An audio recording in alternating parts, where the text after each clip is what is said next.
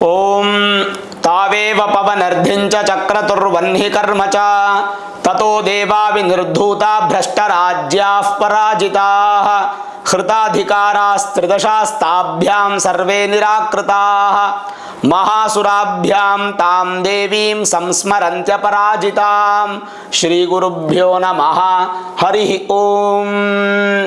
आत्मीय प्रिय प्रेक्षक ಮಿತ್ರರೇ, ನಿಮ್ಮೆಲ್ಲರ ಜೀವನ ಸುಖಕರ, ಲಾಭಕರ, ಸಮೃದ್ಧಿಕರವಾಗಿರಲಿ ಅಂತ ನನ್ನ ಆರಾಧ್ಯ ದೇವಿ ಹೊರನಾಡು ಅನ್ನಪೂರ್ಣೇಶ್ವರಿಯ ಪಾದಗಳಿಗೆ ನಮಸ್ಕರಿಸ್ತಾ, ಪ್ರಿಯ ಪ್ರೇಕ್ಷಕ ಮಿತ್ರರೇ, ರಾಹುಕೇತುಗಳ ಬದಲಾವಣೆ ಆಗ್ತಾ ಇದೆ 18ನೇ ತಾರೀಕು.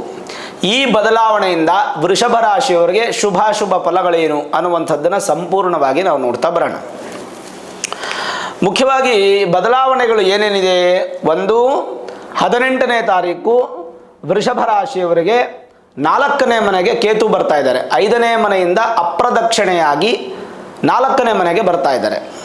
ಇನ್ನು ರಾಹು ಲಾಭಸ್ಥಾನದಿಂದ 11ನೇ ಮನೆಯಿಂದ 10ನೇ ಮನೆಗೆ ಹೋಗ್ತಾ ಇದ್ದಾರೆ. ಇದು ಒಂದು ಮೇಜರ್ ಬದಲಾವಣೆ. ಆದರೆ ಇನ್ನೊಂದು ಬದಲಾವಣೆ ಗುರುವಿನ ಬದಲಾವಣೆ. ಗುರು 15ನೇ ತಾರೀಕು ನಿಮ್ಮ ರಾಶಿಯಲ್ಲಿದ್ದಂಥ ಗುರು ಮುಂದಿನ ರಾಶಿಗೆ ಹೋಗ್ತಾ ಇದ್ದಾರೆ. ಅದರ ಅರ್ಥ ವೃಷಭ ರಾಶಿಯವರಿಗೆ ಗುರುಬಲ ಪ್ರಾರಂಭ ಆಯಿತು ಅಂತ ಅರ್ಥ. ತುಂಬ ವಿಶೇಷ, ವಿಶಿಷ್ಟ, ಅತ್ಯಂತ ಅದ್ಭುತ ಅನ್ನುವಂಥದ್ದನ್ನು ನಾವು ಕಾಣಬಹುದು. ಮೇಲಾಗಿ ವೃಷಭ ರಾಶಿಯವರಿಗೆ ಗುರುಬಲ ಅನ್ನುವಂಥದ್ದು 1 ವರ್ಷ ಇರುತ್ತೆ. ಹಾಗಾಗಿ ಪ್ಲಸ್ ಪಾಯಿಂಟ್. ರಾಹುಕೇತುಗಳ ಬದಲಾವಣೆ ಕುರಿತಾಗಿ ಹೇಳೋದಾದರೆ ಅದು ಬಹಳ ವಿಶೇಷ ಕೂಡ ಹೌದು. ನೋಡಿ, ರಾಹು ಬಂದು 10ನೇ ಮನೆಗೆ ಬರ್ತಾರೆ, ಅಪ್ರದಕ್ಷಿಣೆ, ಉಲ್ಟಾ ಪ್ರದಕ್ಷಿಣೆ ಮಾಡುವಂಥದ್ದು. 11ನೇ ಮನೆಯಿಂದ 10ನೇ ಮನೆಗೆ ಬರ್ತಾರೆ. 10ನೇ ಮನೆನ ನಾವು ಹೌಸ್ ಆಫ್ ಜಾಬ್, ಕರ್ಮಸ್ಥಾನ ಅಂತ ಹೇಳ್ತೀವಿ. ರಾಹು ಕರ್ಮಸ್ಥಾನಕ್ಕೆ ಬರೋದ್ರಿಂದ ಏನು ಫಲ? ಆಜ್ಞಾಲಂಬನ ಮೇತತ್ ಸರ್ವಂ ಚಿಂತ್ಯಂ ಹಿ ದಶಮೇನ ಆಜ್ಞಾಮಾನ ವಿಭೂಷಣಾನಿ ವಸನ ವ್ಯಾಪಾರ ನಿದ್ರಾ ಕೃಷಿ.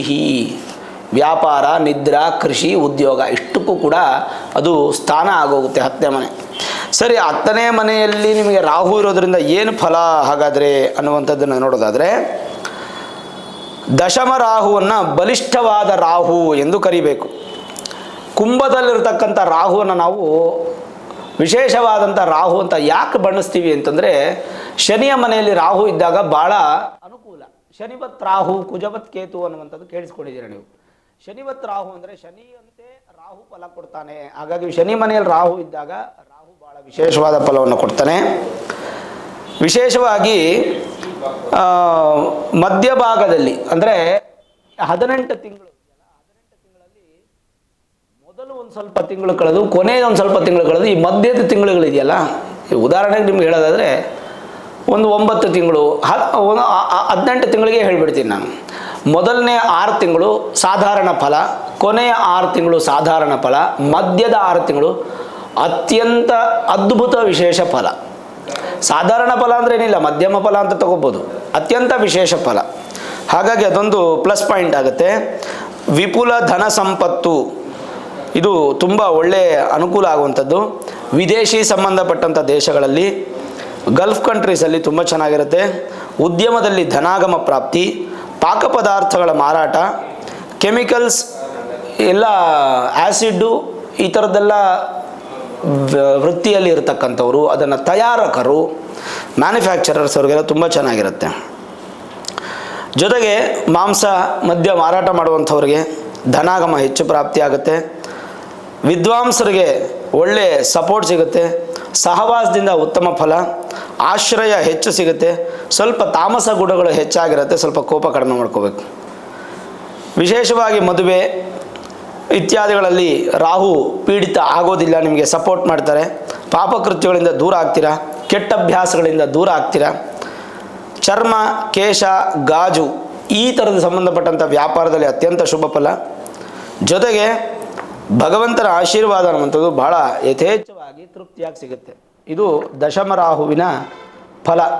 ಇನ್ನು ಚತುರ್ಥ ಕೇತು, 4ನೇ ಮನೆಯಲ್ಲಿ ಕೇತು ಇರತಕ್ಕಂಥದ್ದು ಏನು ಹೇಳುತ್ತೆ?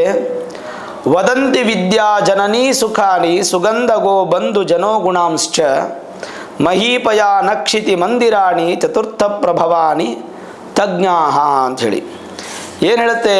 ಕೇತು ಬಂದು ಚತುರ್ಥದಲ್ಲಿದ್ದಾಗ ಭೂಮಿ ಅಭಿವೃದ್ಧಿ ಹೆಚ್ಚಾಗತ್ತೆ, ತಾಯಿಯ ಆಶೀರ್ವಾದ ಅನ್ನುವಂಥ ತೃಪ್ತಿಯ ಸಿಗುತ್ತೆ, ಪಿತೃದೋಷಗಳು ತಾತ್ಕಾಲಿಕ ಪರಿಹಾರ ಆಗುತ್ತೆ, ಪಿತೃಗಳ ಆಶೀರ್ವಾದ ಅನುಗ್ರಹ ಸಿಗುತ್ತೆ, ಸುಖಿಗಳಾಗ್ತೀರಾ.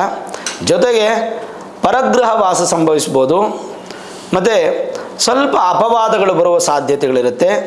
ಅದರಲ್ಲಿ ಸಂತಾನ ಸಂಪತ್ತು ಹೆಚ್ಚು ನೀಡುವಂಥ ಯೋಗಗಳು. ಬೇರೆ ಪಾಪಗ್ರಹಗಳೇನಾದರೂ ನಿಮ್ಮ ಮೂಲ ಜಾತಕದಲ್ಲಿ ಕೇತು ಜೊತೆ ಸಂಯೋಜನವಾದರೆ ಶುಭ ಫಲ.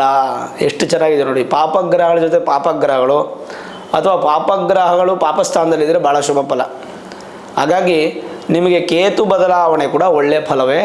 ಈ ವಿಡಿಯೋ ಇಷ್ಟ ಆಗಿದರೆ ಲೈಕ್ ಮಾಡಿ, ಶೇರ್ ಮಾಡಿ, ಮುಖ್ಯವಾಗಿ ನಮ್ಮ ಚಾನಲ್ಗೆ ಸಬ್ಸ್ಕ್ರೈಬ್ ಮಾಡಿ, ಬೆಲ್ ಐಕಾನನ್ನು ಪ್ರೆಸ್ ಮಾಡಿ. ಪ್ರತಿನಿತ್ಯ ನಾನು ಪೂಜೆ ಮಾಡುವಂತಹ ನನ್ನ ಆರಾಧ್ಯ ದೇವಿ ಹೊರನಾಡು ಅನ್ನಪೂರ್ಣೇಶ್ವರಿಯ ಆಶೀರ್ವಾದ ಅನುಗ್ರಹ ಸದಾಕಾಲ ಮತ್ತೊಮ್ಮೆ ನಿಮ್ಗೆ ಸಿಗಲಿ ಅಂತ ಪ್ರಾರ್ಥನೆ ಮಾಡ್ತಾ, ಸರ್ವೇ ಜನಾಃ ಸುಖಿನೋ ಭವಂತು, ಸಮಸ್ತ ಸನ್ಮಂಗಳಾನಿ ಭವಂತು.